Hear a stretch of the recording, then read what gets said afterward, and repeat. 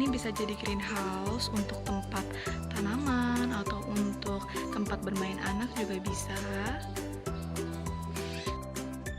Jadi jangan buang sampah atau buang botol sembarangan karena bisa dijadikan rumah botol seperti ini.